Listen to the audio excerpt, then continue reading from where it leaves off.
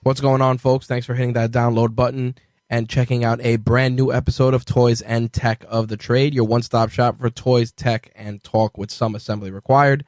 I'm your host, Rich Butler, and if this is your first time listening to an episode of Toys and Tech of the Trade, first off, thanks for checking us out. Secondly, a little background.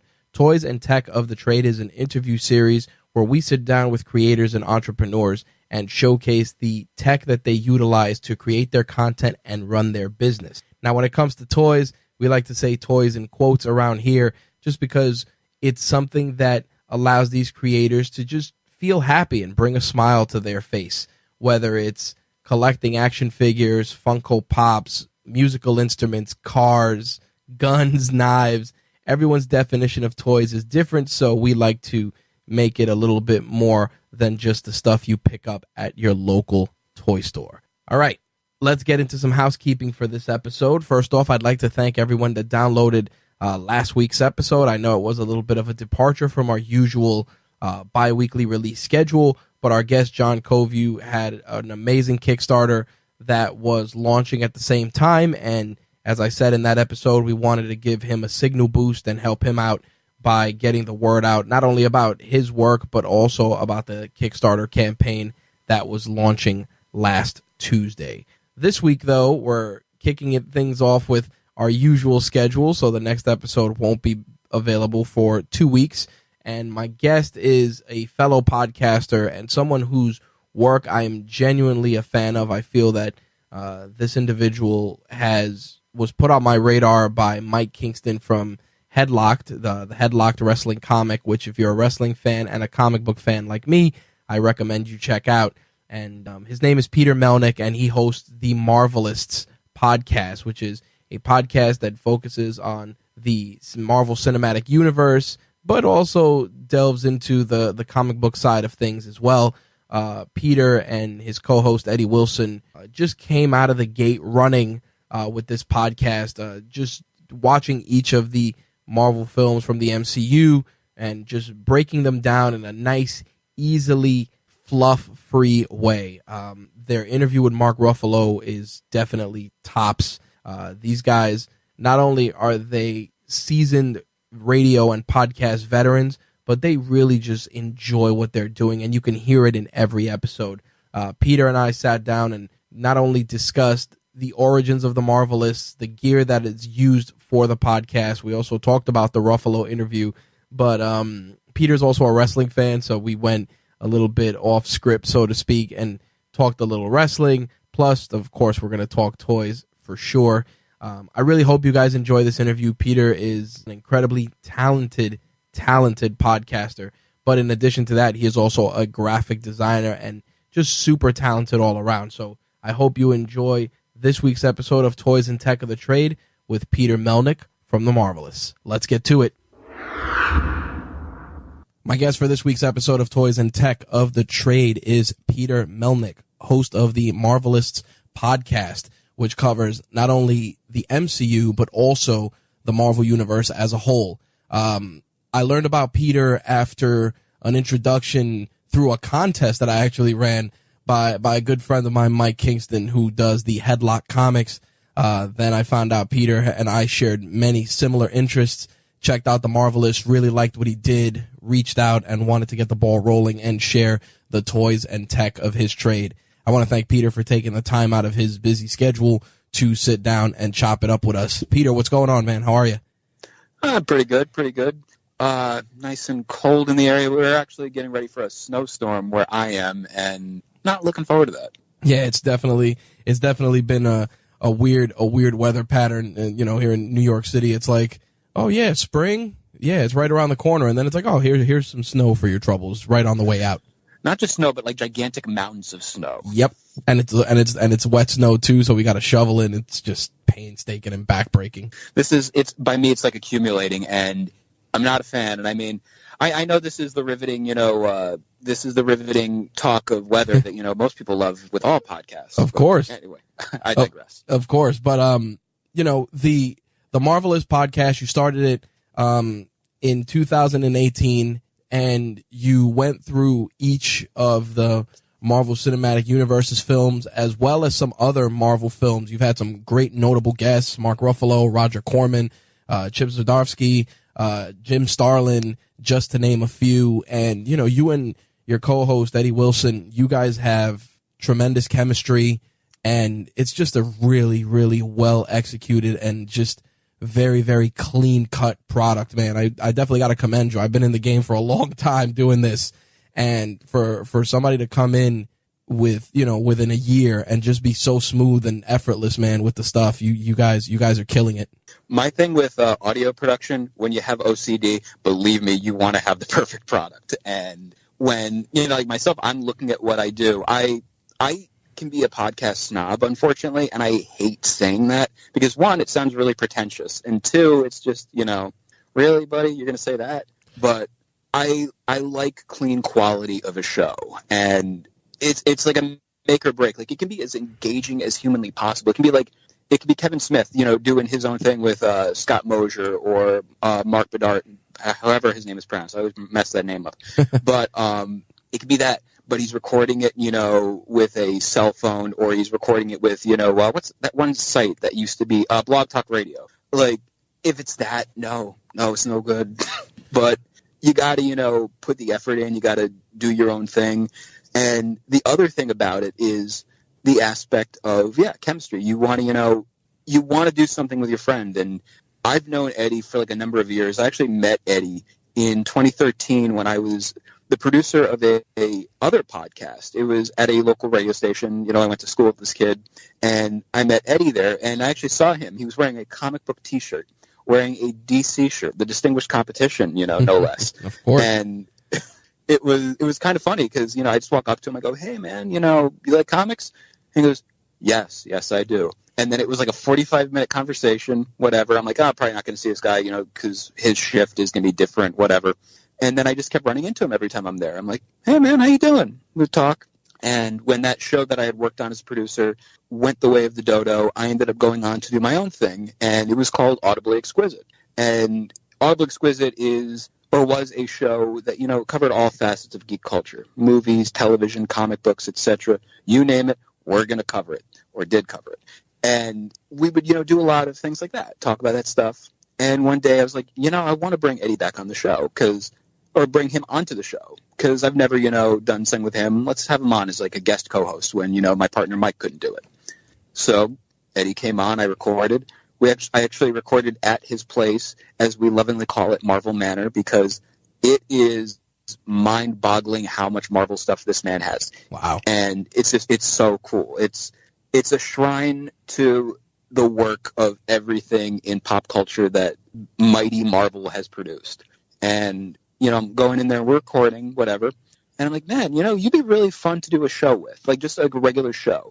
And then at one point I was trying to be bootleg Mark Maron, and I ended up doing a show called Move. And I think it's still on iTunes. It's like 3 episodes. And again, didn't fly, but I had him on there. And I'm actually planning on, unearthing this episode, because it's really something great. It's Eddie talking about his passion with radio and just his love of comics in general. It was supposed to be, talking about, his career in radio. And then I got him talking about Marvel. And I'm, after the interview, I'm like, we really have to do something. This is 2016, I want to say. I said, dude, we have to do something. And, again, nothing happened for like 2 years. During that time, I also did a show called Inside the Batcave. And it was, covering Batman, the animated series. And I swear to you, there's a point to this part of the story. He ended up, I did a show with my friend Jared. And again, when you do something, you do it big. First episode of Inside the Batcave had Neil Adams talking about Man-Bat, the villain of that episode. So I'm like, if I'm going to do something, I have to go all out with this. Right. And I also, again, I did an episode with Eddie. And Eddie guested, was the guest host for that one. And it was actually Eddie's first time ever watching Batman, the animated series, because, you know, he never really watched the animated stuff from the 90s. He was more like a 70s, 80s guy. Right. And, he's watching the show, he's digging it. And again, I say to him afterwards, we really, really have to do a Marvel show. And so fast forward to, I believe, January of 2018, I say to him, Eddie, we really have to do this. I have the equipment to do this. Let's do it. He's like, you know what? Why not? I go, we can do it as Road to Infinity War. And we'll, do each week. Does the movie still hold up? Which I think is kind of a ludicrous concept, because does this movie from 10 years ago hold up? Does this movie from 5 years ago hold up? Does this movie from a year and 3 months hold up? I kind of imagine it does. I like that. I like that it evolved. I like that as you did each film, the conversations evolved, the approach for the podcast evolved, and it just grew into something far more than what the person hitting play would anticipate. Yeah, and it's my belief with the show is, it's, you see the progression. We got more and more comfortable. Like, it's, to me, if you're a pro wrestling fan, it pretty much became Gorilla Monsoon and Bobby Heenan. Yep, where it's 100%. Like, if you listen to like the newer episodes, it's literally me quoting from The Simpsons. Stop that, because it's just like inside jokes, repetition, but not in a way that hits over your audience's head. 100%. And you got to have fun with this too, and I'm lucky. I do a show with a guy who is really funny. He's got a very, how do you say, low key sense of humor. Yep. He's the very dry and it helps. And when we were working on the show, in the beginning of it, we're like, yeah, we'll do Road to Infinity War. And then I'm thinking to myself, wow, after Infinity War, we're going to have a couple months of no episodes. And I've seen a lot of shows out there. And again, I'm not trying to, bash the, fellow people in the, Marvel movie community who do podcasts, but you kill your audience by not doing something for so many months. 100%. Consistency is key. Yeah. And like, that was the one thing I also learned from Audibly Exquisite. There were weeks to even, months where we didn't record an episode and we lost audience for that. Mm-hmm. And you can't do that. You want to deliver a product that the audience enjoys, and we're lucky. We've gotten those fans that stay on for every episode, and they enjoy it. And it's cool because I've befriended some of these people that are fans of the show.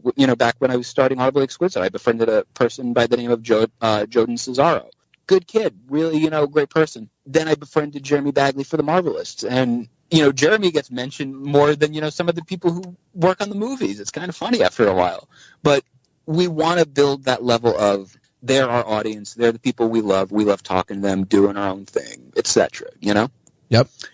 And with this show, like I said, we're thinking to ourselves, oh boy, we have like 3 months of no episodes. Hey, Eddie, you want to watch the Spider-Man movies? So we're like, yeah, why not? So we did those. Then we did I believe a couple of the X-Men movies, like phase 1, I call it, the first 3. Did the Punisher, Fantastic Four. We did an interview with Chip Zdarsky, who was a guy who, from my days on Audibly Exquisite, I was doing my damnedest to get an interview with that guy. I wanted to interview Chip Zdarsky more than I wanted food and shelter, because of, he's that funny of a person to have, and he's also that engaging of a person. And yeah, I sent him a message one day on Facebook, and I said, hey, Chip, you want to do my podcast? And he goes, yeah, you know what? Why not? And yeah, like, we did the episode, turned out really, really well. And again, Chip's going to do the show in the very near future. We just got to figure out a time and place when. But, that one turned out really well.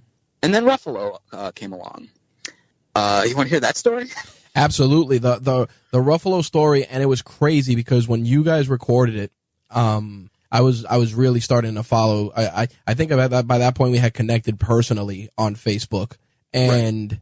When it broke, I was like, holy crap, this is, when you've been podcasting for so long, you always say to yourself, is this the guest that puts us over? Is this the guest that, that takes us to the next level? Is this the interview that gets us that mainstream appeal? Whatever it is, we all aspire to that at some point, whether it's, we share it with our audiences or subconsciously, but it's there. And when you guys had scored that, I said to myself, yep, this is it. This is the pendulum swing that's going to take this podcast to another level. And the fact that Ruffalo was so comfortable with you guys and you made him feel, it wasn't it wasn't an ass-kissing interview, you know? It was clear, concise. He felt comfortable, which is the best.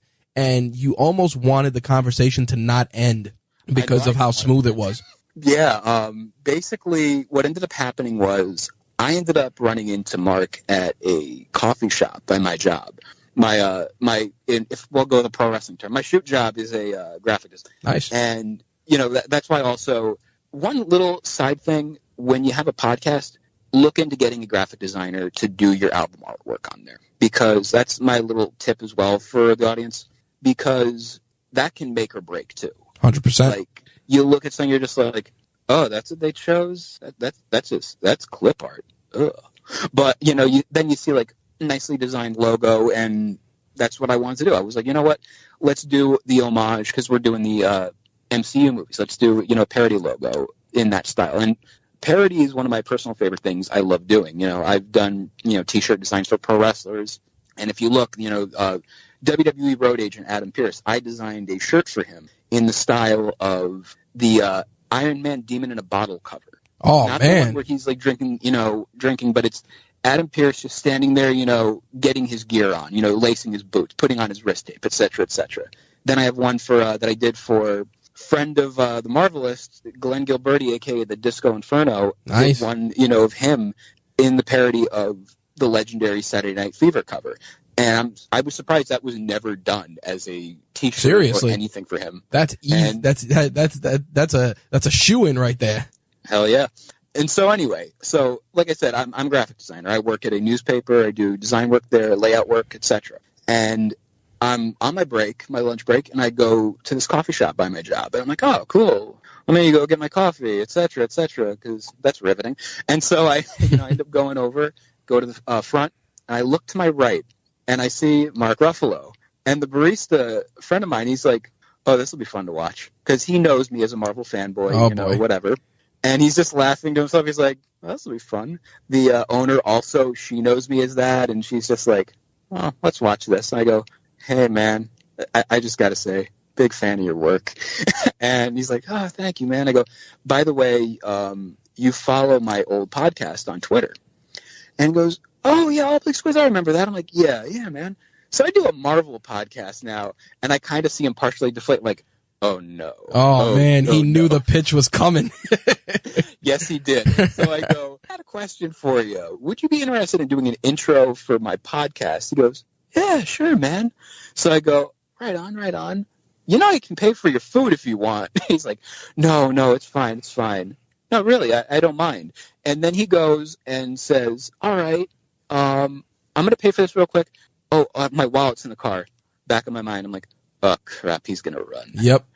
So absolutely. I'm thinking that to myself. I'm like, he would still run away. So, Mark, I will pay for your food. He's like, you know, I'm doing an intro for you. Sure. So I sit down with him, and, you know, he does the intro. Very cool, very laid back. And right before, I actually have to throw this out there. Because it's me, this really happened. I go, hey, man, I love your work. And I just got to tell you, I love your work and then I do a little flex, a little Hulk Hogan flex, and I go, rawr. Meaning the Hulk. And he looks at me and he's like, oh, Hulk. So there's that little... That awkwardness. I was really proud of that moment, partially. And, you know, like I said, we sit down and he records the intro, and then we're just, you know, BSing for a little bit. And I say, hey, man, if you want to do my podcast, he's like, yeah, let's do it right now. And I'm like, oh, I can't because I'm on a lunch break. Oh, yeah, you gotta make that bread. Blah, blah, blah. And then I'm like, I'd say this to him. I go, hey, man, let me give you my number. Let's exchange numbers. Oh, boy. And he goes, yeah, here's an email you can get a hold of. So I got an email, and we ended up setting things up. And then the very first time this interview was supposed to happen, it didn't.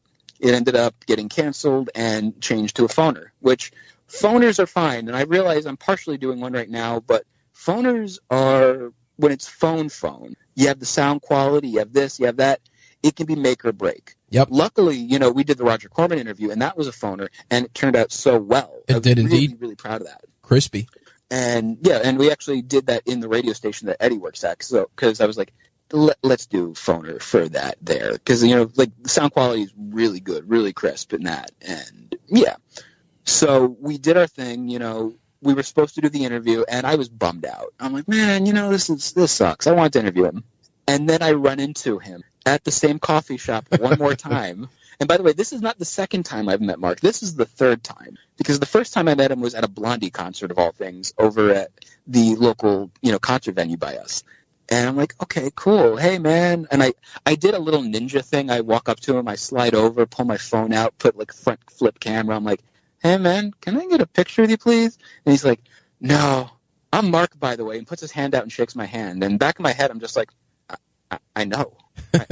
I don't walk up to strangers, Mark. But I'm like, oh, right on. And I had that Hulk dust on me for like about 20 minutes after. Not 20. Like about 2 hours later, I'm still like beaming that I met the Hulk. And, whatever. And I've had experiences with celebrities that I've met, and it's a very, whatever. But Mark was so gracious, so cool, whatever. So second time I see him, I, talk to him for a little bit. He actually sees me. He goes, hey, man, sorry I couldn't do the interview, blah, blah, blah. And we talked, and we figured something out. I was like, actually, yeah, we could do this interview.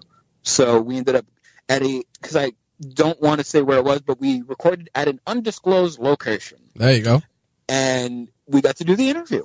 And it was cool because, like, right beforehand, during that second or third time meeting him, I'm talking to him, and I say, by the way, man, my mom is actually really jealous that I got to meet you. And he goes, oh, I'll bring her along, too. Oh, so man. I'm like, okay. So, where we met him, I was sitting out in the front with my mom, and I'm saying to her, yeah, you're going to be meeting him in a few, don't worry. And she was, okay, cool. And then we see him walk out of his car, walk towards us. He doesn't have people taking him. Just like, again, this is the kind of person Mark is, just very laid back. He's doing it himself, whatever. Walking down, and I just hear this very slowly and very softly. I think I'm going to faint. Oh, no.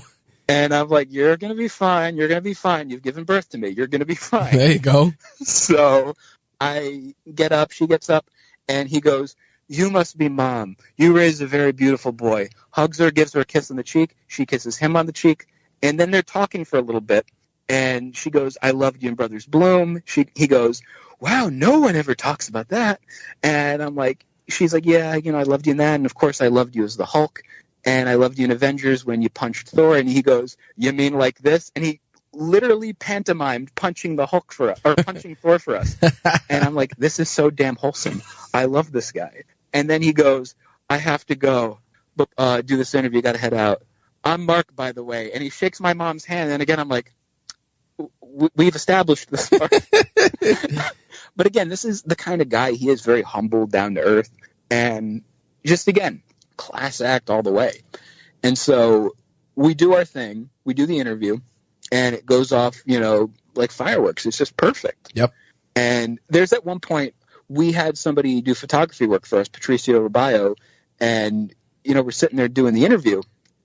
And at one point, Patricio just goes, holy shit, dude, you look like you just took an edible because you had like the biggest smile on your face, go wide-eyed. I'm like, yeah, because I realized I'm living in this moment, interviewing an Academy Award-nominated actor. Yep. A Hollywood A-lister. I'm like, holy shit, look where I am right now. It's amazing where podcasting has taken us. And, it's funny because I always look back on it and, when I was doing my original podcast, I was like, man, I don't know how I'm going to do this for so long. And I remember I used to just do it recording into a Logitech headset into Audacity and putting it out into the ether. And I'm talking about 3-hour clips talking about wrestling and video games and movies. And this was back in 06. And then in 09, it's funny you mentioned Blog Talk Radio because I used them to do a call-in version of my show.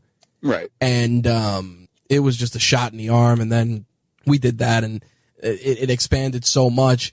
But along the way, you look back and you're just like, wow, that was pretty cool. I did that, and that was pretty cool. I got to go to this. And sometimes the equity that people are looking for, or the payoff, sometimes it's just the experiences, man. Like you can wake up tomorrow and be like, I got my regular job, but guess what? Like I got to sit down with Mark Ruffalo and chop it up with him, and he got to meet my mom. You know what I mean? Like there's so many other intangible things that people lose sight of when they do this, and I appreciate the fact that you respect that, like you're still in love with the process.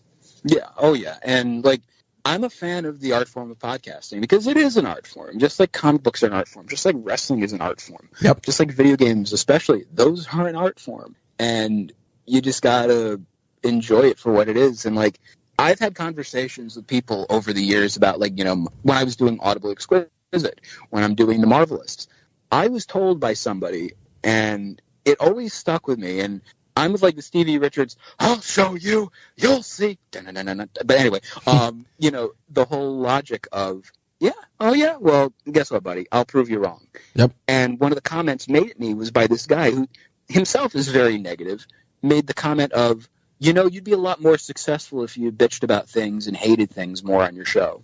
Mm-hmm. And I'm like, no, I actually like talking about what I enjoy. Yeah, I could be the prototypical fanboy of, oh, these damn SJWs, which, first off, by the way, why are they talking about single Jewish women? I don't get it. But, and once again, shout out to Paul Kupperberg for that joke, co-writing credit. But, yeah, just like the idea, you know, be negative. I'm like, no, I want to talk about what I like, you know? And you can be negative and still be, and this is what people don't understand, you can still be negative and be positive. Yeah. You know, and that's where people lose sight of that. And I'm glad you brought that up, and I'm glad you actually brought up your SJW quote, you know, because I've seen a lot of your social sharing of commentary regarding, you know, Captain Marvel, which of course I'm sure will come up at some point as a film that you'll be discussing on the show. And you know, it pains me because as comic book fans, and I tell people this all the time, you know, I'm 38 years old. When I was into comic books as a kid, like, being a nerd wasn't cool.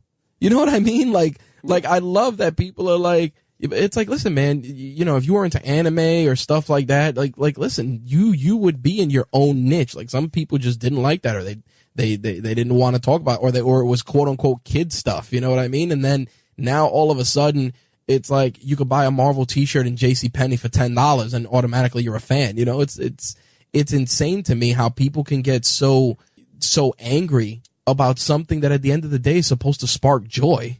I've noticed, and it's a lot of the fans that, you know, they were picked on for it, and they're getting mad now seeing a lot of people coming into the quote unquote, you know, this club. And I'm like, I like the fact that there's more people to talk about this stuff with me, because as you can tell with this show so far, I really like talking. So, you know, just the idea of, wow, I can talk to somebody else about my love of, like, Moon Knight. 100%. No shit, really? Oh, your Moon Knight memes are clutch. I gotta tell the listeners. Peter shares some Moon Knight memes, usually with him chasing Dracula for money. And you know, as somebody who's been reading comic books a long time, it's like Moon Knight's one of those guys. You know, he pops up in a lot of books I've collected over the years, and it's like, all right, you know, Moon Knight's cool, his story's cool, but it's not like I wasn't out there reading the stuff. But it's just funny to see it presented in that way. I'm like, oh, you know, Dracula owes me money, and I'm like, what the hell is this? It's such a bizarre concept, but like the cats at Moon Knight Corps, they like. And there are so many core pages. Like, I guess it delves from hardcore. So it's like they have Moon Knight core, they have Spider-Man core, Wolverine core, Ghost Rider core, and my personal favorite, you know, next to Moon Knight core, J. Jonah Jameson core, which is just J. Jonah memes. And yeah, there's like but like I said, you know, the idea of these characters, like, I get to talk to somebody about my love of Moon Knight. Yep. Are you serious? Like, or because, like, again, you know, I'm a big wrestling geek, and being able to talk about, you know, my love of old school ECW, Ring of Honor, 100%. You know, CZW, etc. It's cool. It's cool to be able to say, hey, man, you know, I love Joey Janela promos. By the way, Joey Janela is the future of pro wrestling. And, you know, there's just the idea of being able to talk about this stuff and have a good time. And you mentioned the whole, you know, aspect of we were made fun of for this stuff, you know, growing up. And I will eternally go with this. My friend BJ Booth, he mentioned this, and I quote him all the time. The stuff we got beat up for as kids is now popular. It's what rules the world. And he's one of those, he's not bitter about it. He loves it. He loves the fact that we can talk about this stuff, and I'm in the same boat. And I love it. And I mean, I did a comic podcast, and it's true. I you know, myself and my co-host, we'd go down the rabbit hole sometimes of stuff that we didn't like. But at the end of the day, guess what? Even when you're passionate about your dislikes about something and you're still putting money into it, that means you still like it. You know what I mean? And I think that's what pains me with both comic book fandom and wrestling, because wrestling is the same way. If you go on Twitter on Monday night right after Raw is over, you know how Twitter looks. You know, it's like, oh, why'd you do this? Why'd you do that? And it's like, guys, Vince McMahon won because you watched 3 hours of his program. Yeah. Doesn't matter whether you loved it or you hated it. He got you. He got you from the gate. I've always found it funny, the people that go on also about the aspect of this guy is getting buried because he's, not winning every single match. You don't have to be Goldberg to, go on a win streak, but nope. I get that. And I'm a big Kevin Owens fan. Kevin Owens is my guy. KO is the truth. He's the best. And I've followed him since his time at Ring of Honor. That was where I became a fan. Mr. Wrestling. My first ever Ring of Honor show, by the way, was Bryan Danielson's final Ring of Honor show. So I jumped on at a great time. Hell yeah. American Dragon. I missed all of that cool stuff. But, I got to watch the rise of Kevin. And, to see him when he was Steen, it's funny. I'm going to that show. I'm like, wow, this is a great time. And didn't realize I would, befriend some of the people on that card. For example, one of my favorite people, Shane Hagedorn, who does the Honorable Mention podcast, which, I got to give a cheap plug ski for him. And, again, a lot of these people, I didn't expect to, befriend them. I didn't expect to design a T-shirt for Kevin Owens back in the day. There you go. But I did. And, that's my little humble brag. I'm kind of proud about that. And I'm telling you, that's his feud with Sami Zayn at that time, El Generico, was probably, and I tell people this all the time, if you want to see stellar writing carried over an entire year, you watch that feud. Man. Yeah, more. Well, just using a 12-month angle, listen, you watch that unfold over the course of a year, and you're like, why can't nobody else do this? And mind you, it's not like Ring of Honor was known for these riveting stories. Like Ring of Honor, they relied on the honor system, very basic storytelling, but you know what? Basic worked. My favorite moment that I've ever seen at a wrestling show was Kevin returning, getting quote-unquote rehired or whatever. Right before he gets rehired, he jumps the guardrail at the Hammerstein Ballroom, and him going in the middle of the ring and just going, F Ring of Honor, and then getting pulled out of the building, thrown out. And if I remember correctly, this was actually the same night as a Demi Lovato concert there was Demi Lovato at the Hammerstein, Ring of Honor in the Manhattan Center Grand Ballroom. And watching the Demi Lovato fans, seeing a man get thrown out of a building.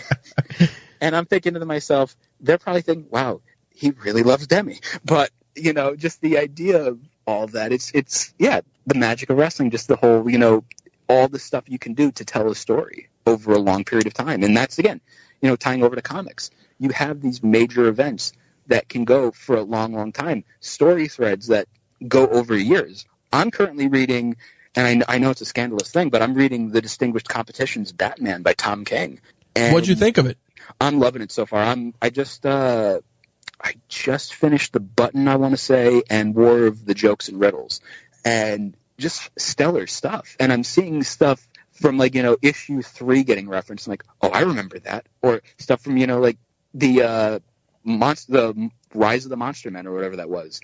And just seeing that, I'm like, wow, Tom is doing a phenomenal job. And I'm saying this not just because I've always wanted Tom as a guest for a show, but I realize I will never get Tom as a guest because he said, yeah, I only do 2 podcasts. I'm like, I don't care then. I'm still going to enjoy your work, whatever. But, and I'm saying this because I know I'll never interview him then. But the idea of, he's a stellar talent who writes these stories that they're so deep and intrinsic. And again, the idea of making a long story arc and making it so engaging, and you're like, oh, I remember that from that moment. That's going to probably play a moment into this one. Like the whole concept of Kite Man, hell yeah. What that originated from is cool. And you just have this whole story. No, I think when you look at comics and the way that they're being presented and the amount of different voices that are out there, I always tell people, people are like, oh, I want to be the next Joe Rogan. And it's like, don't be the next Joe Rogan, be the next you. Yeah. Because at the end of the day, I always tell people, guys like Kevin Smith is a great example. Kevin Smith wakes up, says, I'm going to do a podcast. It gets 1.2 million downloads. I'm just throwing out a number. And everybody's like, oh my God. But it's like, Kevin Smith is an actor oh, you know, he's in the media, he knows the business, he knows the interviews to get. Like, there's an asterisk next to that, you know? Like, it's not like he woke up, he was working as a busboy in a restaurant, you know, and juggled two different jobs and did all this and did it in his spare time. He's a dude that said, hey, I'm going to wake up and I'm going to do a podcast, and, you know, I'm going to talk to my famous friends to do it. And that's the thing that people fail to understand, especially with a lot of the more mainstream comic book conversations that are happening out there on the web, you know, like you look at comicbook.com and outlets like that. It's like, yeah, you know, they're going to try and get the Chadwick Bosemans. They're going to get all those people because that's it, you know, like you have to just focus on telling the best stories and being the best entertainer as possible. And that's one thing that you and Eddie do so well. You have the chemistry and you're entertaining. And best of all is the fact that you're sharing a lot of stuff, like you were saying before, sometimes that Eddie hasn't even seen. So you get to see that first reaction, and you get to share that with an audience that may have found a different appreciation just because Eddie was so into it because he'd never seen it. Yeah. It's infectious. And an example, you know, Eddie, just for like the date is March, I believe, 2nd. Eddie finally watched the very first, I think, 2 or 3 episodes of Daredevil on Netflix. In 2019. He has not seen them until now. And there's a reason he's been watching them. I'm not going to say spoilers, but stay tuned for the Marvelists. But the thing about that is, you know, he's watching that for the first time and he's enjoying it. And I might have made a comment of, well, you're never going to look at hallways the same way again. And he goes, what does that mean? What does that mean? I'm like, I'm not saying it. I'm not saying. But just the idea of, yeah, you know, that's the thing about the Marvelists I also like is Eddie's a fan of more than 30 years. This has been, you know, a major part of his life, and he's always known Marvel. Yep. Same with me. And we have that generational aspect. I'm 30 years old, and, you know, he's got a lot more knowledge of Marvel. He knows more characters than I will ever, you know, I will forget. He knows more, you know, whatever the expression is. I botched that. Yeah. Anyway, but, you know, we have that dynamic where that's helpful. You know, the generational thing is cool. It's a cool idea of, like, we had a conversation during, you know, talking about Spider-Man. Eddie did say, he's like, I understand the appeal of Miles, but Peter Parker will always be my Spider-Man. I'm like, yeah, but I'm of the generation where I saw the birth of Miles. I saw this, I saw that. And, you know, you can have those differences and still have, like, an engaging show, you know? Well, here's you know, and I'm gonna put this in a way to bring things full circle. You know, using that story, the Miles Morales story, and even the rise of Spider-Verse, as somebody who's now part of the media but also consuming it. How do you feel about and you know this I'm sure people are gonna get their minds blown when we go down this path, but how do you feel about representation when it comes to comic books? And I ask this because what happens is there's 2 schools of thought. There's people that want representation in everything and are willing to sacrifice the core tenets of a character, meaning, hey, I want Iron Fist to be played by someone of Asian descent.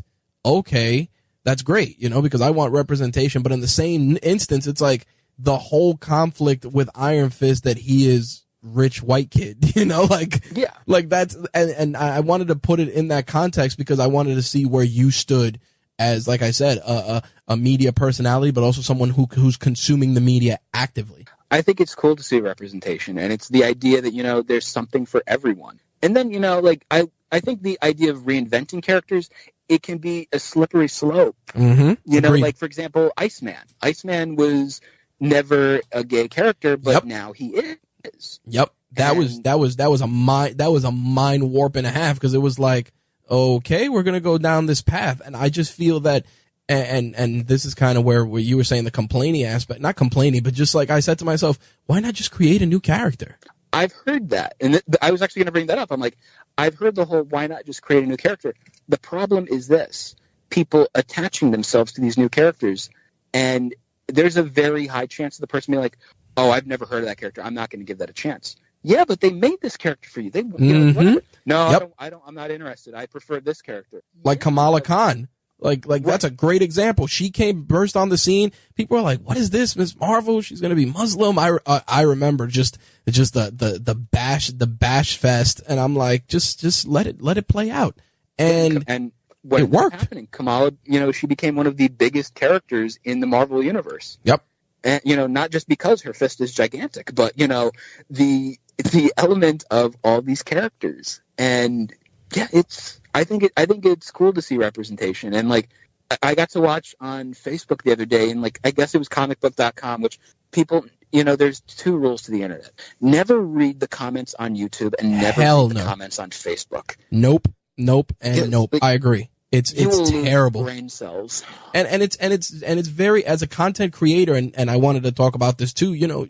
When you're creating content now, how do you deal with any negativity towards your product?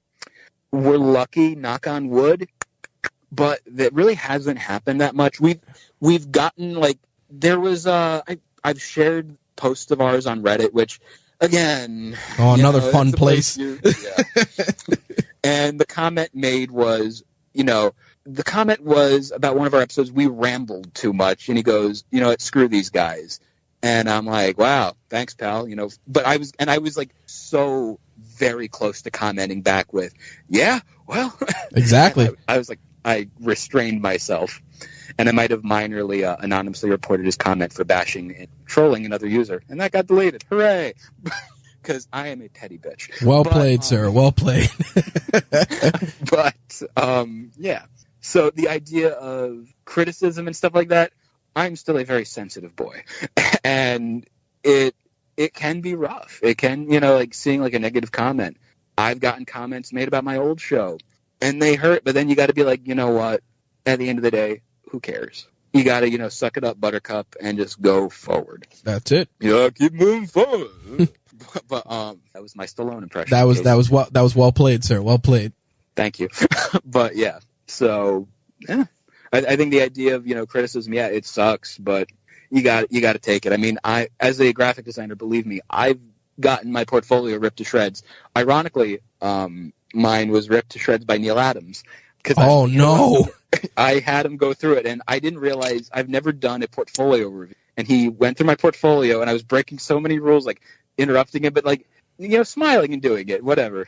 And at one point, he actually said one thing for me to remove from my portfolio, and I was like, I listened to every bit of advice he gave me, except for one. He says, you should remove this from my for your portfolio. I'm like, oh, okay.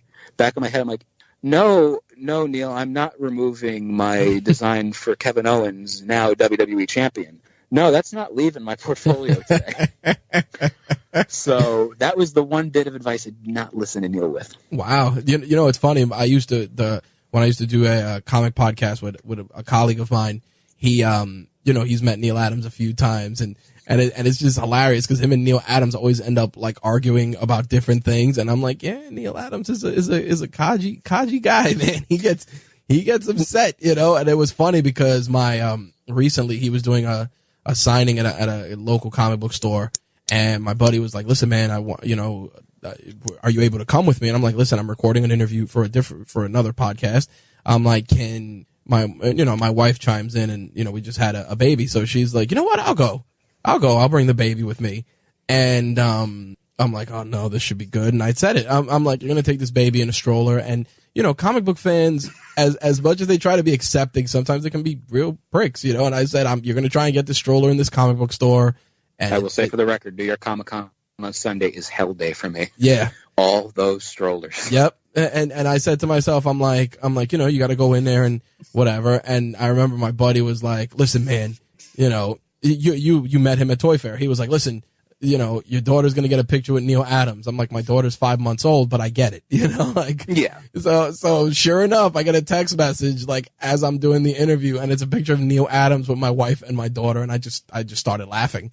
And I said to myself, I can imagine the frustration of like the dudes in line, like, this lady's with this kid and blah, blah, blah. And that's the funny thing about like that, comic fandom, because it's like, hey man, like there's bullies in the fandom. Like, hey, they got picked on, but damn, they're bullies too now. It's insane. Yeah. Like how it evolves. And to see that, and like I said, I've met Neil Adams, and I'm like, yeah, he's a codgy old guy. I met him at Big Apple Con, and I remember he had a booth downstairs, and I'm like, hey Neil, blah blah blah, like your work, and he's like, thanks, and, a hand the size of a canned ham, and shook his hand, and I kept it moving, I'm like, all right, you kind of just you're not a morning person, and sometimes you let it slide, but he's always just like that. So it's funny that you shared that story. I've actually interviewed Neil a number of times, and we actually have unreleased audio from Big Apple Con 2018 that we still haven't uploaded with Neil. Geez. And it's gonna be coming real soon. But Neil is one of my favorite people to interview in comics. Like he's very opinionated, and I've wanted to see a Neil Adams podcast, like a straight up Neil Adams weekly, go on, and first off, that has to happen, and I wanted to be the guy to propose it to him, but I'm always nervous. I'm like, Neil, how are you? But like the idea of just sitting talking with that guy, yeah, he's a very interesting cat. But like the whole Adams family, but they're very cool people. Yep. And again, Neil raised some good kids, and yeah, just that. No, he's a good dude. It's funny. My buddy got into a whole big thing with him about Sauron, and yeah, and there was a whole big like this was, mind you, this is a store, Royal Collectibles. You might have heard of the store, and right. And they're in there, and he's like, hey, Sauron, blah blah blah. My buddy's like, yeah, well, Sauron kind of sucks, and he's just like, he's all annoyed, because he's trying to sell him on Sauron and this and that, and he's like, look, man, just because I like your work and this, but I think that character's bullshit. And I'm like, oh my God, he's telling me the story and I'm laughing. And it's like, well, you got this giant vampire pterodactyl. but it's cool because he shared some interesting stories about why that was the case, because you couldn't depict vampires and all this stuff. And I learned something from that crazy exchange, that he had with Neil. So, if you're able to pull it off, man, and help him get a podcast, man, that's a big feather in your cap. I know, but and by the way, Sauron is the one who's had a lot of run-ins with the X-Men, correct? Yes, and Savage Land. He's also heavy in the Savage Land. Sauron is my favorite character for his moment in Spider-Man and the X-Men, where he goes, I don't want to cure cancer. I want to turn people into dinosaurs. It is the most bonkers moment in comics history, but it's such a perfect line. And a character like that, it just doesn't surprise me, and I think that's the funny part about like us talking about this stuff and going down this rabbit hole, because we see like all this crazy stuff and we can all laugh about it. Go ahead. Oh, that's the magic comics, man. Comics are fun. Comics are they're like, you can unite so many people with just the basic subject of comics. Like people of all colors, creeds, etc. Just unite them together. It's a magical thing. Like when you go to Comic-Con, there are so many different walks of life that go through that building. Yes. And you can, have like a really bad day, but you go in there and it's a little bit better. You're with your people talking about, you had a bad day at work, or you're going through like a rough patch in life, but you get to sit back and, talk to different people. Like, there's Zap Comics in, I believe, Wayne, New Jersey. They're in Jersey. I know that. And one of the people there, Ruben. Ruben is one of the coolest people I know, and I've known him for like a number of years. Every time I see him at Comic-Con, or any show in the tri-state area, I'll run into him and just like talk to him, for a good 20, 30 minutes. And yeah, that could be, time used for, going off running to do an interview with somebody. But I get to see my friends at these things, and I get 100%. To talk to them about, everything, comics, life, etc. So yeah. I did want to mention, and I know that you were talking about recording your shows with, and I want to bring that back into the gear aspect of things. You record your shows with Eddie sometimes in studio, but I also wanted to talk about you doing a lot of your work with mobile gear. What's your mobile setup for a lot of this stuff? Because that's one thing. Doing mobile podcast interviews is sometimes incredibly taxing, but you guys pull it off incredibly well. So what gear do you guys use for that? Well, it's also the help of a great, audio engineer. We have our audio engineer, John Sherburne, and the kid's phenomenal, like, at what he does. Like, he is, like, the doctor of... I was trying to go something creative with this. He's really good at what he does. But, and by the way, also check out his podcast, Nightcap. It is a one-man podcast, and there are very few one-man podcasts that I will listen to. A lot of them just, bleh. But the kid has a really bright future, and he actually makes a really engaging one-man show, and you should check it out, Nightcap. Anyway, so what we use on the road, so it's an evolution. When we were doing Oddly Exquisite, we were using a Zoom H1. Those little thingies, like they're very cheap, but they're good for the sound quality for what they are. Then we upgraded to the H4n, and I got the H4n around the time the H4n Pro was coming out. Oh yeah, right. That little gray period between the two models. Like I got mine, I think like a month before it came out, and I'm like, oh, I could have just waited for this. Yep. Crap. But then, we were using that, and we were actually using these, I believe, these Shure microphones. They were of the PG series. They were like $30 mics, and we ended up upgrading eventually to the Shure SM58s, which standard. Are like, they're the Cadillac of, microphones. They're incredible. And, I've always heard people go on, you should get Blue Yeti, you should do this. I'm like, they're not Shures, though. Shures they are sure fine. I tried with that one. But, they're really good microphones, and they the $100 price tag, it's a little, intimidating, but when you get them, oh boy, they're crystal clear. And they take a beating. Oh yeah. I mean, I hate the people who do the mic drops, because as someone, you can relate, dropping a microphone is the most frightening thing you could do. 100%. Watching that grill get dented, no. Nope. But, no matter how many protectors you put over it, it's like a dent can happen. Yeah. And, like I said, with that, I'm trying to figure out what else we use. When we don't use the thing as the, recording directly onto the card, we use Adobe Audition as our program of choice. What else?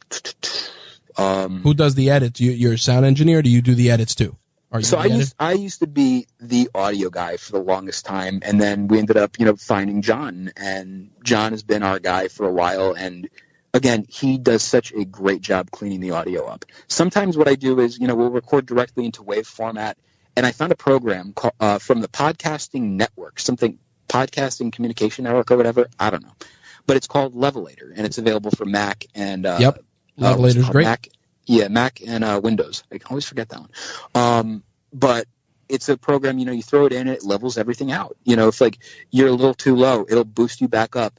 And it might sound a little staticky in some parts, but it's a good program, and it's free. Yep. I used Levelator for the first, I think, 10 years, and then I switched over to Alphonic, and I've been using Alphonic recently. Is Alphonic free? Alphonic is interesting because they have a web-based version that's free for up to 2 hours, but I ended up just paying for the desktop version because I edit a bunch of shows, not just my own. So the cost at that point kind of just becomes negligible. So I said to myself, you know what? I'll just buy the software. I think it's like $70. But I said, I'll pull the trigger on it because at the end of the day, I'm editing, 5 shows a week, 6 shows a week, myself and all the shows for the guys on the network. And I'm like, let me just do that. And it turns out that it pays for itself. It definitely is interesting because the final product, you can export it at the podcast broadcast standard of 16 LUFS, which is like, the sweet spot for audio. Yeah. So it cleans it up really, really nicely. But, in terms of free, like you can't beat Levelator. Like you drop the file in and you're off to the races. Yeah. And like that, doing the audio editing, like a lot of my stuff is like self-learned, 100%. And that was actually how, for a very brief time, I believe about 6 or so months, I was the audio producer for the Jericho Network's Keeping It 100 with Conan, and that was a very interesting time. But, really? How so? Just like a lot of, like I was doing a lot of stuff with Conan, like, just direct emails with him. Wow. And yeah, like that was actually how I befriended Disco Inferno, and Kevin Gill, who used to be on the show at the time. And just a lot of, interesting things to be able to, do that. Just talking with a lot of different people. I might have gotten blocked by Colt Cabana because of a misunderstanding, which... Oh, geez. That sucked after buying a iStar of David Colt shirt afterwards, or right beforehand. Oh, man. A week before. But that's a story for another day. Well, I gotta ask this, though, and this is just for my own personal, for my own personal knowledge. Why Savio Vega? So, Savio, Savio was one of those names, like when you just hear in pro wrestling. Yep. It's such a cool name, but it's also like, what's a Savio Vega? Yep. You know? And I initially thought it was from a weekend trip for WrestleMania 29 with my friend TJ and I. But it wasn't. It turns out, like, I actually found an old post when TNA was doing the very first Hogan episode, and everyone was showing up, and there was a hashtag going on at the time, like a joke hashtag at the Impact Zone. Bob Barker at the hashtag at the Impact Zone, etc., etc. They just kept, going with whatever. And I did one hashtag Savio Vega hashtag at the Impact Zone. Because again, it's just such a silly name, but also a cool name. Yep. And then one day, we were going to WrestleMania, and I was just like, "Hey TJ, you know who's going to show up at WrestleMania tonight? Savio Vega." And just like every 5 seconds, I beat that dead horse until it was glue. And it just kept happening over and over throughout that weekend. And it became an inside joke between my friends and I. And then I was posting at the time on Reddit Squared Circle. I still do from time to time. Oh, God, you do that? Good. God bless you. So I used to go by the name of Pete Nigma, which was a really, really awful name. It just didn't make sense. And, it was supposed to be, I was like a mild Jeff Hardy fan at the time. So, the charismatic Enigma. Oh, well played. That was where the name came from, and I was actually using it on different social media. I actually still use it on I Check Movies, and just different things like that. I would reference that, etc., etc. And at one point, like there were AMAs going on Squared Circle, and I would just ask a question like shoehorn in Savio Vega for some stupid reason. It was just like I forgot. Like, do you think Savio Vega should have done this? What are your thoughts on Savio Vega? And I'm like, oh man, it's okay. And then one day, I was just like, you know what? I'm really bored. I was unemployed at the time, and I'm just on Reddit. I'm like, I got nothing better to do. I'm just gonna write like a soliloquy, just like this gigantic wall of text, and just somehow tie it into Savio Vega losing to King of the Ring 1995 against Mabel. And so I'm like, it got upvoted by a couple people, and somebody actually responded. I forgot who it was. Oh man! And then I did it again, because again, it's Friday. I got no job. Screw it. So, I did it again, and then I did it again, and I did it again, and I did it again. And actually, this is going over to the whole aspect of people affecting you, like, criticizing. Right. The internet is garbage. Squared Circle is a fire pit of a internet community about wrestling. That's the site where Daniel Bryan's getting buried because, he's not in the main event of WrestleMania yet. Let the storyline play out, kids. That's it. He's going to be in a triple threat match. No, he's not. He's losing. Oh, God, you guys are stupid. But so all that's going on, and there was a group in there called Squared Circle Jerk, which is basically, just making fun of everyone's posts.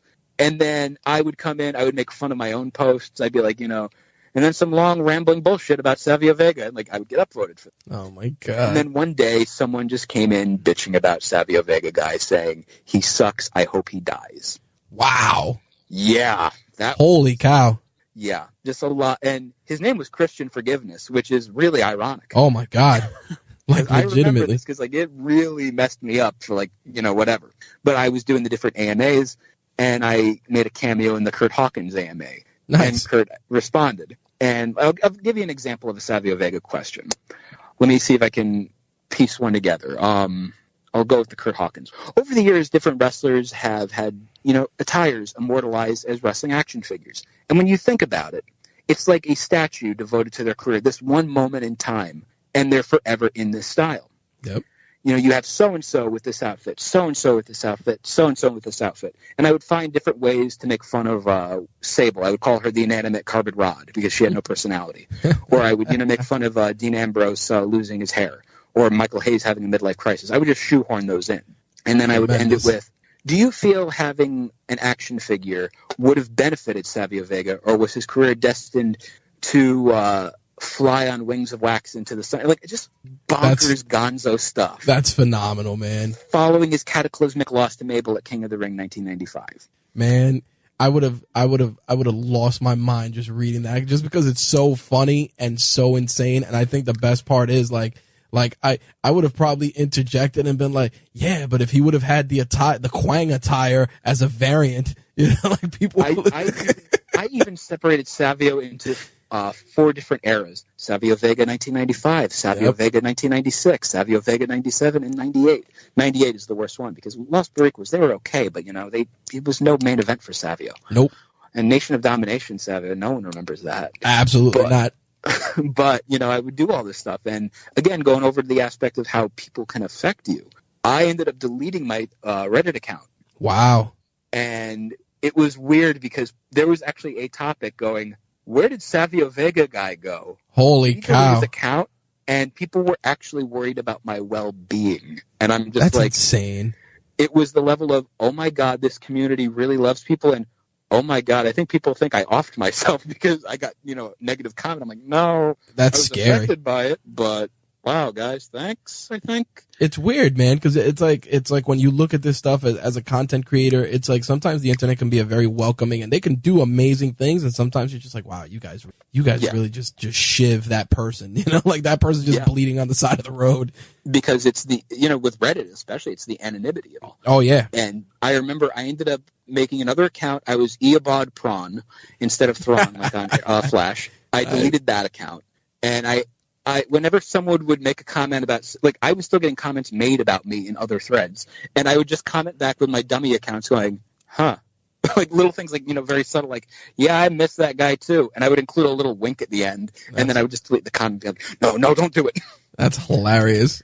And then I ended up saying, you know what, I'll be Savio Vega guy. I made the Savio Vega guy account, and I've been using that for like a number of years now. And it actually led to me getting Savio Vega to, like, he ended up following me on Twitter. That's what I was about to ask. That's what I was about to ask. I mean, that right there is the icing on the cake, man. It's like, all this stuff. I'm like, please tell me it ends with you and Savio Vega being connected somehow. I'm glad that was indeed the payoff, my friend. We were exchanging, like, I ended up helping set up a AMA, and the funniest thing was this: when the AMA got announced, they're like, he's going to ask a question. He's got to ask the question. I ended up writing this. I prepared a question a day in advance. Well played.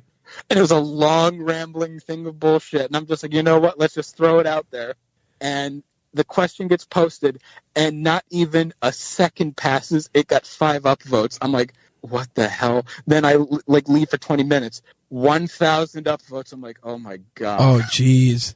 So it got a great reaction, but that's the magic of, the internet and just doing stuff. And I've befriended a lot of people. Like, I would make a reference to Savio Vega on like a random wrestling Facebook page, and somebody goes, is this Savio Vega guy? Oh my God. And I've befriended people through Facebook because of that. Like, there's, my friend Christopher Huffman, who does stuff for Spot Monkey Design, and he's actually training to be a pro wrestler right now, and it's kind of cool to see that. But it's like all these little paths we've made, and yeah, it's a cool community. I had to ask, man, because it's like, we've been friends digitally for so long, and I'm like, and I'm Puerto Rican, so I'm like, yeah, I know Savio Vega, and I'm like, nobody can be as into this wrestler, and I'm like, there has to be like a story there, and that's why I had to ask. WrestleMania, when they were in New Orleans that one year, that was the year of Daniel Bryan. Apparently some guy was wearing a Savio Vega shirt and being a real dick to everybody, and people actually thought that was me. I'm like, no, I've never been to New Orleans, nor would I decide to, but no, I didn't go for that. And it was funny, like, people questioning, like, that guy was a dick. Was that you? I'm like, no, it wasn't. I swear to you. That's tremendous how it comes full circle. I did want to mention also, man, kudos on the Rob Van Dam interview. I'm a big fan of his. And Rob was one of, like, we might be doing something with him at WrestleCon. Like, awesome. So stay tuned with that. Awesome. But I'm a big Rob fan. Is, like, one of my all-time favorites growing up. Like, I've been very fortunate. I've been able to interview 3 of my top 5 favorite wrestlers of all time. And one of them might be in the works right now. I'm not going to say who it is. Nice. But he would be doing a Marvelists appearance. And then the other one that I'd love to get, but he really doesn't do podcasts, Tommy Dreamer. And yeah, trying to think what else. Like, I've done an interview with Mick Foley. I've done, let's see, because a lot of these guys, when you approach them for interviews too, it can be a very slippery slope. Yep. Going over to, the guys that, with the interviews, you get them for a topic like Mark Ruffalo, had him on, and of course we're going to talk about Marvel. Of course. But there are other people like Mick Foley. Mick was approached by us to not do an interview about pro wrestling because I would imagine every day is Groundhog Day for him, having to talk about the Hell in a Cell. Absolutely, I'm sure. I'm sure he wants to talk about Santa Claus and all his other projects and his books and his family. Audibly Exquisite talking about Adam West era Batman. Well, that's a hell of a difference. Yeah, and because I know he's a big Adam West fan. Like in Foley is Good, he talks about meeting Adam West and having the signed print and everything. I'm like, all right, let's do this. Nice. And I sent him a message on Twitter. I said, hey, would you want to do our show? He's like, yeah, sure. And he followed us back, and I screamed like a little woman. And that moment happening, he said to me afterwards, like he's like, yeah, you approaching me with that as opposed to the same stuff I hear every single time. Yeah, I was happy to do that. It's funny because I for one of the shows on the network is a wrestling podcast, and I went on LinkedIn and I figure you'll appreciate this. I sent a LinkedIn message for an interview request to Primetime Elix Skipper. Wow, that's a name I haven't heard. How's that, man? And because a lot of the guys that have shows on the network, I'll try and get them guests or do stuff, just to build their brand and build ours respectively. And I said, it was like he showed up one day and like people you should connect with, and I'm looking at him, I'm like, wait a minute. I'm like, oh my God, it's really him, like, because it's like. But the LinkedIn request was like Chris Masters, I think, because I emailed him once for something years ago, and it just popped up in LinkedIn, and then it's like, oh, you may also want to connect with it. I'm like, oh my God. So I reached out. He never read the message, so I don't know how often he checks LinkedIn, but I said, man, that'd be pretty cool to just talk to Primetime Elix Skipper, like he has like a regular job. Like it's pretty crazy. All right, so we're going to jump into the hot seat, a nice series of rapid fire questions. You got to just come off the cuff, share what comes to mind, and then we'll take it from there. Sounds good. All right. So, what's your mobile device right now currently? I'm using an iPhone XS Max. How do you like it? It's big. Yeah. As an 8+ user, I've been debating making the jump to that or just getting the regular smaller one just because. I went for this because of the storage, because it was a little bit more affordable and all that. So I'm like, yeah, I'll go with this. Okay. Because I have a lot of podcasts. I listen to a lot of, music. My Spotify account is massive right now. Well, that's a great segue into the next question. When you turn on your phone or when you unlock your phone, what's the first app you go to start your day? Facebook. Okay. It's like the go-to, just quick, see the notifications. Did I piss somebody off today? Which shit posting thread have I, got like 9,000 notifications for, so I can turn those off. Oh, man. What is today? There you go. Do you rely solely on your phone, or do you use a laptop or a desktop also? I alternate between my phone and my MacBook. Nice. What's one website you visit frequently besides Facebook? Reddit. Okay. It's for the Marvel Studios subreddit. It is such a great, section of the internet to help, find out the news going on, or find out, the dankest maymays and all that. Like I love, as much as they don't like the Marvelists, I like r/comic books. It's a really cool community, and when they're not downvoting my posts immediately after me uploading them, they're pretty cool. Nice. All right. Now, what's your favorite piece of tech besides your phone or your computer? My Zoom H6. That thing is a godsend for me. Like, hell yeah. When we're on the road recording, it makes, crystal clear audio. We actually did an episode of the Marvelists at, Toy Fair with Jason Hilton of Pop Rocks over in Rochester. And I was actually listening to a little bit of the audio, and it's so damn clear. We didn't even need to plug mics into the XLR. It's just recording with the top part. Oh, that's tremendous. I actually use an H6 for the backup recordings for our shows. It's an amazing piece of tech, and I used it to do a remote interview not that long ago. It's a great rig. They're the best. Zoom makes phenomenal electronics. Oh yeah, all their stuff is top notch. You were mentioning your Spotify account. Obviously, you have music playing in the background while you work. What's playing? Lately, it's been a lot of the Umbrella Academy soundtrack. It's because the movie is my favorite comic movie of all time. Into the Spider-Verse has been having a heavy resurgence of rotation lately. Yep. And, I'm trash. I do listen to Post Malone. And let's see what else. AJR, I like a lot of their stuff lately. And then just a lot of AM Gold stuff, just with the Guardians connection. There's a lot of stuff like that being, repeatedly played. Nice. As a comic book fan, obviously gotta ask, what are you reading currently besides the Batman? So I'm reading Tom King Batman. I'm on and off. I'm reading some Captain Marvel because Comixology has been having a lot of sales on stuff, so I'm grabbing as much as I can. Because I have a Comixology Unlimited, I think it's Unlimited. Yep. That account I've been using. I love it. I've been putting a lot of Quantum and Woody, a lot of Valiant stuff, and I'm wanting to go into Valiant 2012 onward because Valiant is one of the most underrated comic companies out there today. Agreed. And I'm actually reading Quantum and Woody too, so it's funny you mentioned that. Quantum and Woody is I've been wanting to read everything. So from Priest onward, because I want to read my buddy Daniel Kibblesmith stuff. Because when I interviewed him, I had no idea he did Quantum and Woody. I'm like, wait a minute, you did Quantum and Woody, and you hear that during the interview with him. I'm like, wait a minute, you did those? I love Quantum and Woody. I'm going to buy those.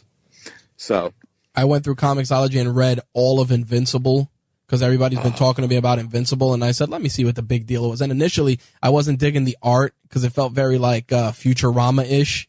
Yeah, but once Otley comes along. Oh, man, once the artwork just kicks, I'm like, wow, this is intense. I actually did not know Invincible's on Comixology Unlimited, so yep, I think I know what I'm going to be getting next. Yeah, I think it's up to, I want to say it's six trades, I think. Right on. 6 or 7, but it was so good. Besides those two, what else are? Let's see. Let me.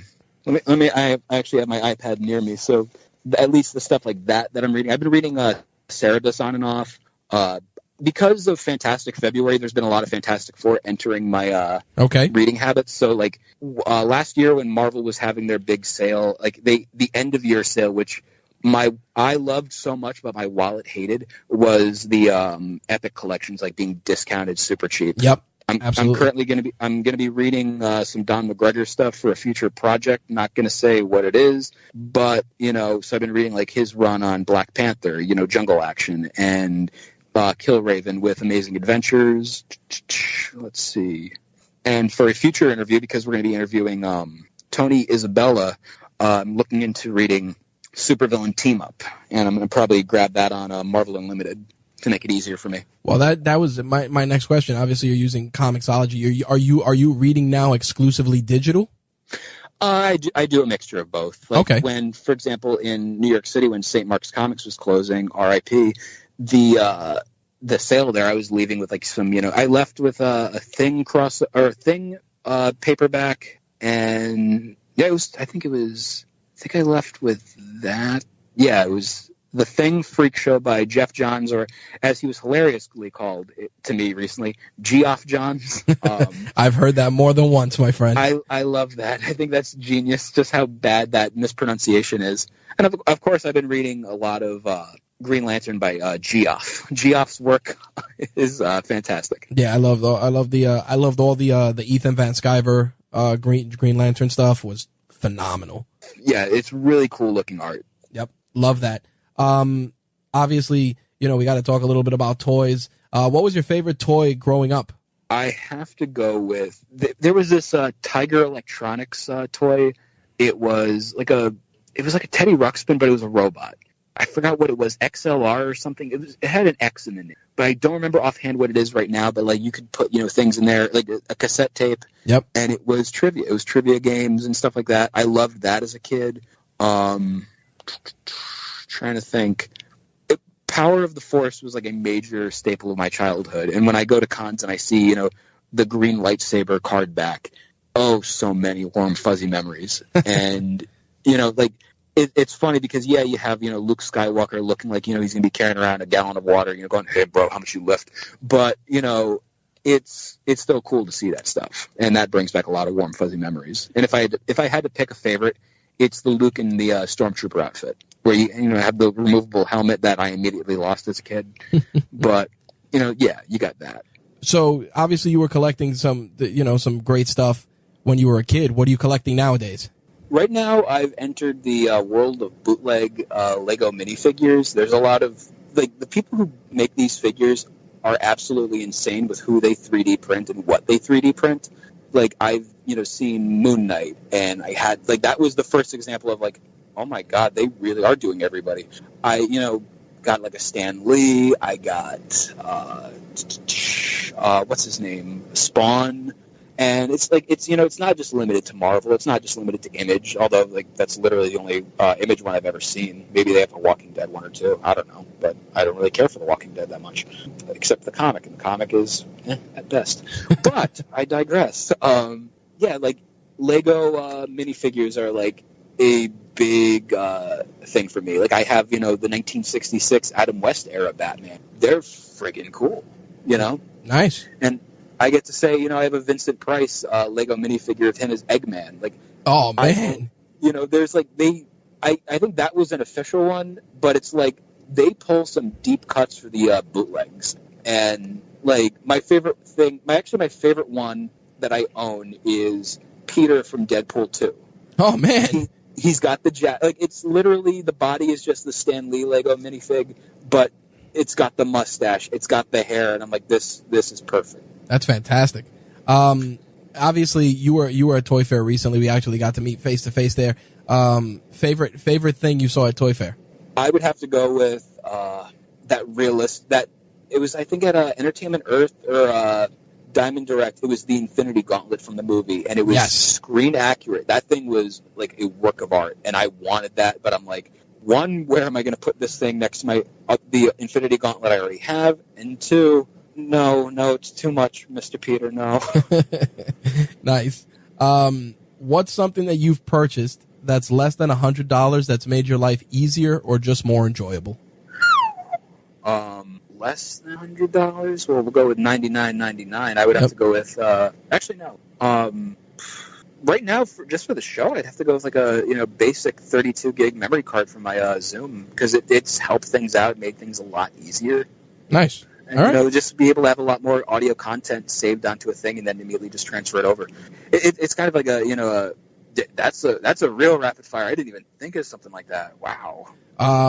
What's a property from any comic company of your choice you'd like to see adapted to the big screen? Moon Knight.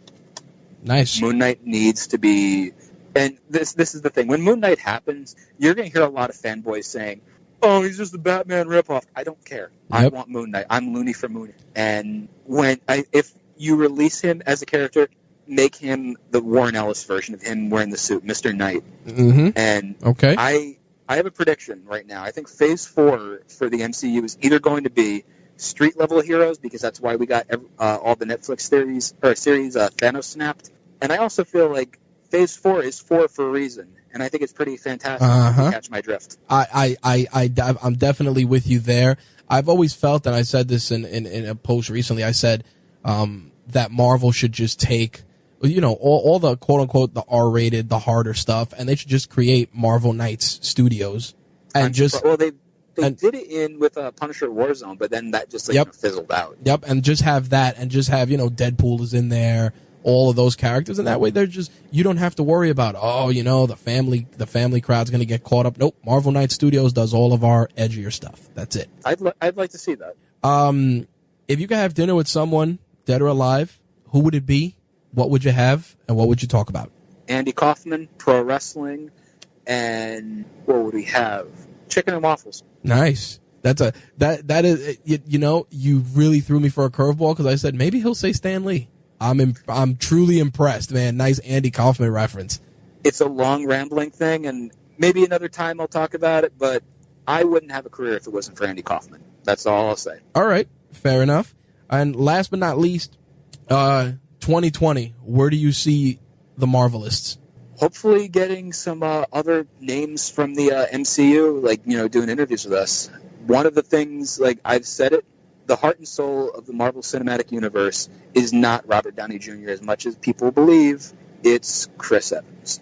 And I want to sit and talk with him. Nice. That's a hell of a way to say. That's a hell of a way to close that out.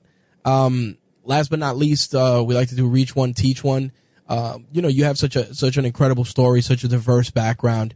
For someone that decides to wake up tomorrow and says, hey, I want to do a podcast about comics, or I want to get into the medium of covering comic books, or even want to get into graphic design, given that you're also a graphic designer, what's one piece of actionable advice you'd give that person? Be passionate about what you do.